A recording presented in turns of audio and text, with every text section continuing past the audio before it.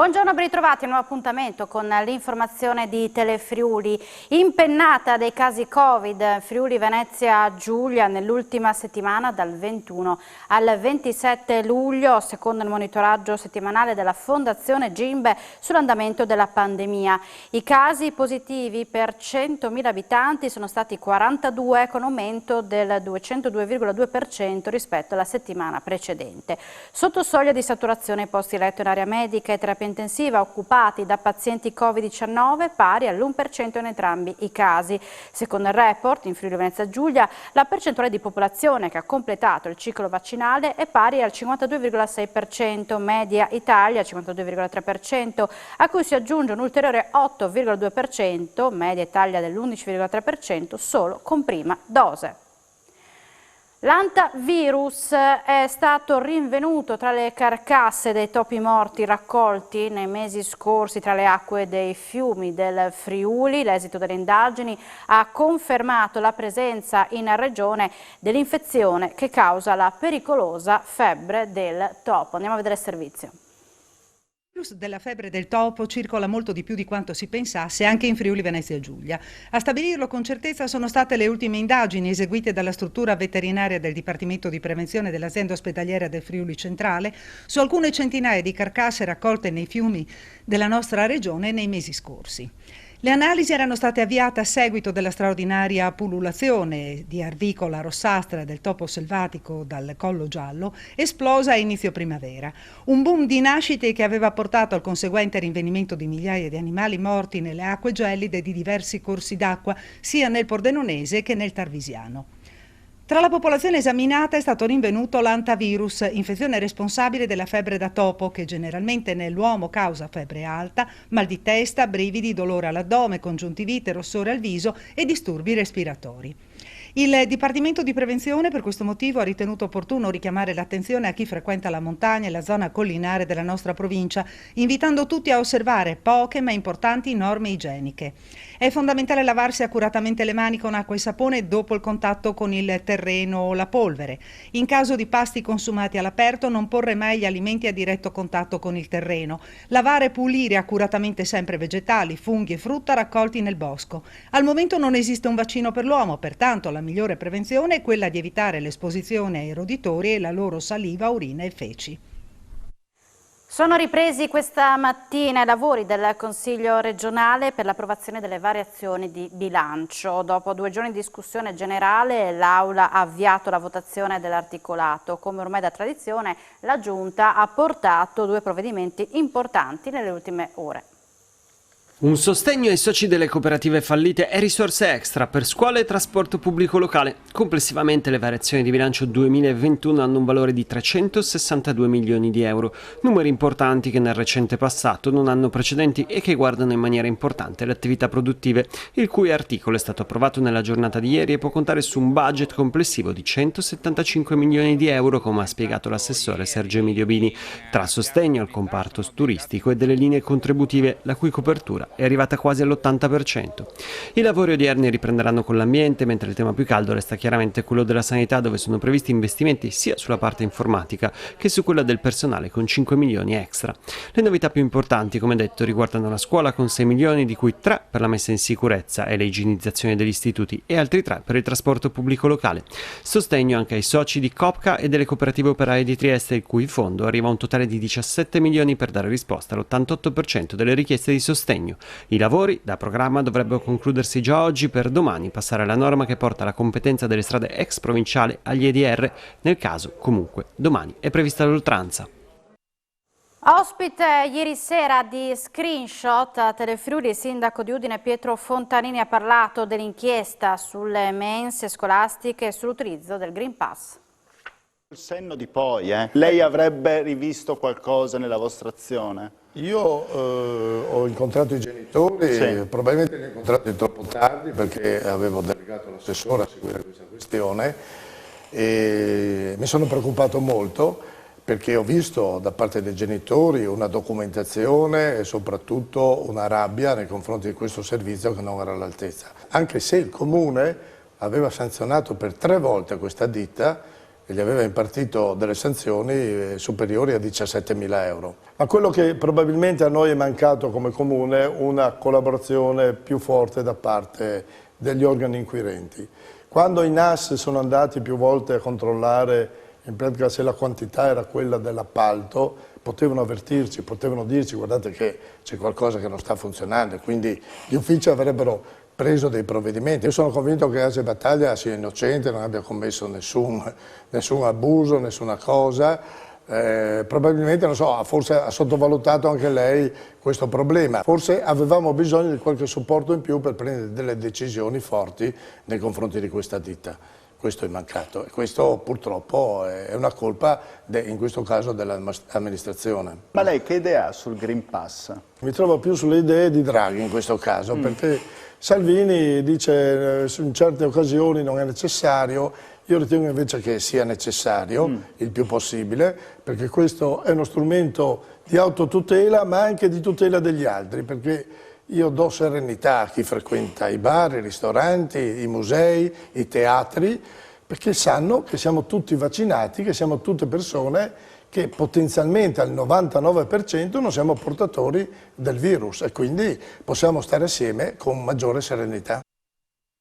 Attacco al Green Pass con una scritta con chiari riferimenti al nazismo è apparsa in via Nogaredo a Cordenons. A segnalarlo sui social Piero Colussi, ex consigliere comunale a Pordenone, già presidente del centro studi Pasolini.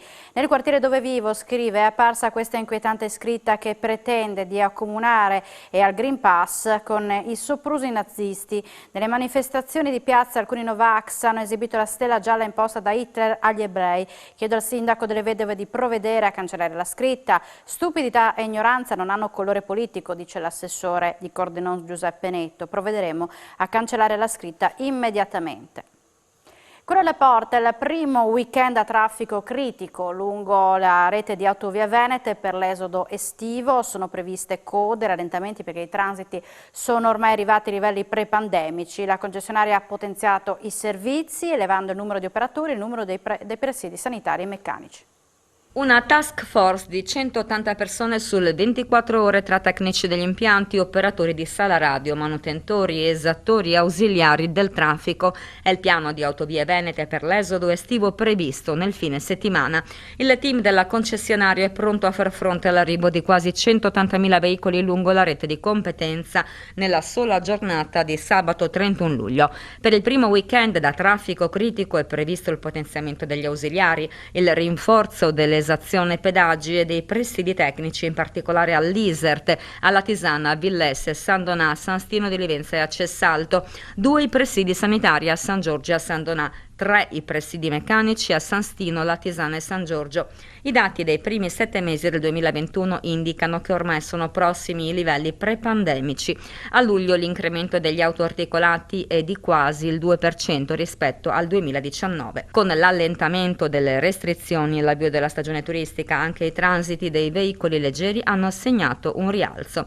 Gli utenti della strada hanno comunque imparato a pianificare le partenze scegliendo il giovedì o il venerdì per non trovarsi imbottigliati nel traffico. I vacanzieri scelgono di meno per ora le destinazioni oltre confine, Slovenia e Croazia, mentre molto gettonate risultano le località di mare, soprattutto quelle della costa veneta, Caorle e Jesolo, con un aumento dei passaggi ai casali di Meolo, più 17% rispetto al 2019, e Cessalto, più 19%.